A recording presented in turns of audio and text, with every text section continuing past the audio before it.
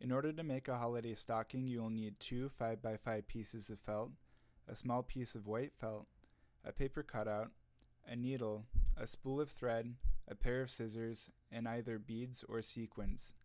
Additionally, if available, you may also want to use pin needles and a threading device to aid in your making process. First, combine the paper cutout and the 2 5x5 pieces of felt into one stack.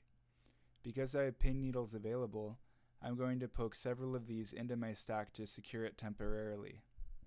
Next, start to cut out the perimeter of the stocking with your pair of scissors. Once this is done, cut out the small rectangle from the remaining material. This rectangle will become the stocking's loop. Now you will need to thread your needle. In order to thread a needle, you will need a needle, a spool of thread, and a pair of scissors. First, take your needle and pull a piece of thread through the needle head. Next, pull the end of the thread back towards the spool of thread until you get a good length. Pinch the 2 pieces of thread together. Cut the piece of thread still connected to the spool with your pair of scissors. Next, carefully loop the thread and pinch it together. Take the loose end and pull it through the loop until it tightens and forms a knot. Form loops and tighten approximately 10 to 20 times until you form a knot that is so large that it will not be pulled through the fabric once you sew with it.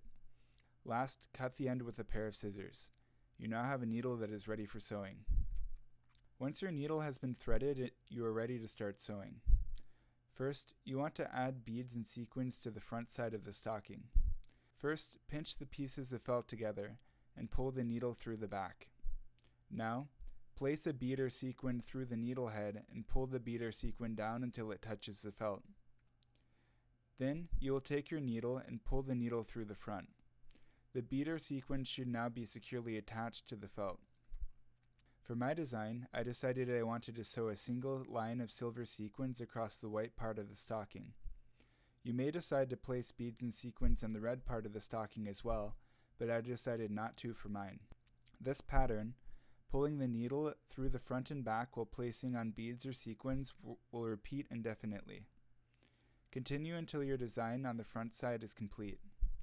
The final stitch should always be pulled through the backs of your felt so that you can tie your knot in a place where it will be less visible. But don't tie it just yet because we have more to sew. Next, I decided to add the stockings loop, which is the red rectangle I cut out earlier. It made sense for me to add the loop at this point because my needle was close to the upper left-hand seam. But for your design, it may be best to add the loop as a final step depending on how you decided to sew your beads and sequins. Try and sew the loop behind the felt in a way that doesn't make the stitches too visible. For my stocking, I should have sewn my loop closer to the edge.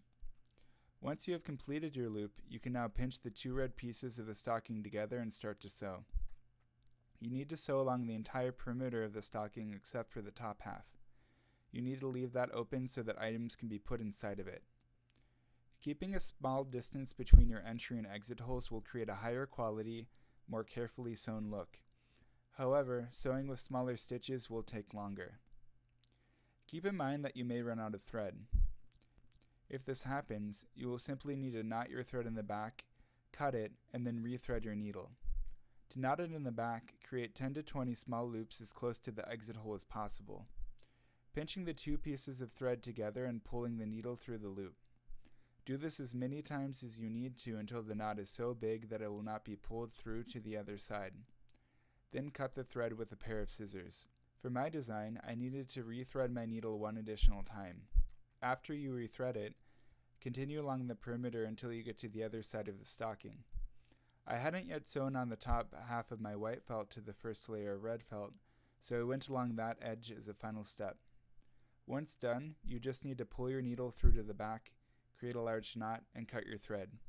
You have now completed a stocking.